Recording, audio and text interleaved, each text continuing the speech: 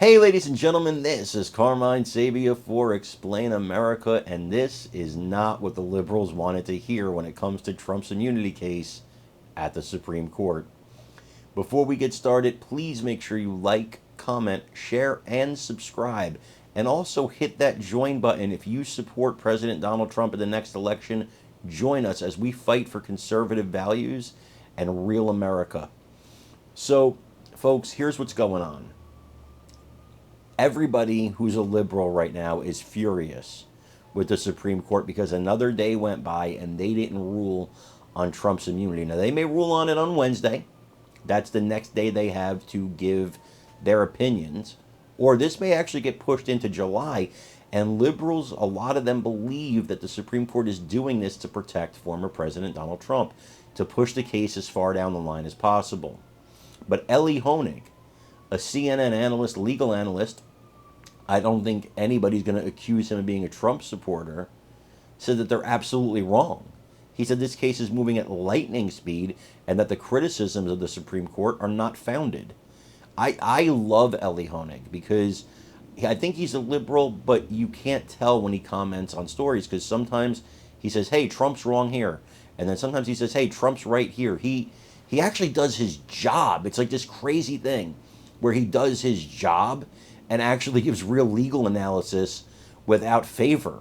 It's unbelievable. It's why he's one of my favorite legal analysts. I love to watch him because it gives me an idea of what the actual truth is from a nonpartisan perspective. So I'm a big Ellie Honig fan, and I advise everybody to watch him. Even if he says things you don't like sometimes, he's not going to always agree with the conservatives. He's not always going to agree with the liberals, and that's why I like him so much, because I feel like I get the truth from him. I am not a legal expert, so I have to rely on other legal experts. I want you to watch what he says here and let me know what you think in the comments.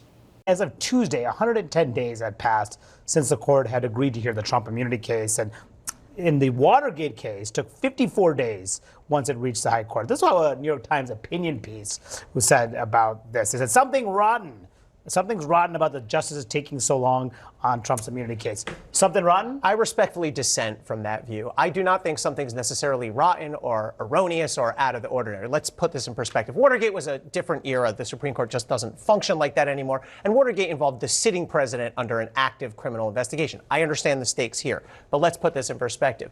The Trump immunity case, first of all, was the last case argued. All the other cases that Joan referenced were all argued many months before. Second of all, it's completely normal to get this sort of case dump in late June, sometimes into early July. This is when we get the big decisions. Third of all, everyone relax. We are going to have this opinion within maybe tomorrow, maybe within a week, but sometime really soon. And finally, if you look at the actual time frame here, the Trump immunity decision was rendered at the district court, Judge Chutkan, in December. To go from a district court ruling to a Supreme Court ruling in 7 months is lightning speed. I understand everyone wants this as soon as possible. I understand the widely felt, not universal, but widely felt desire to get this case back to the district court. So if there's going to be a trial, it can be held before the election. But I think people are sort of maybe venting some anxiety inappropriately at the Supreme Court. And by the way, if you want to vent at somebody, look at DOJ, who took 2.5 years to charge this case, not the Supreme Court that's taking a grand total of a few months to decide it.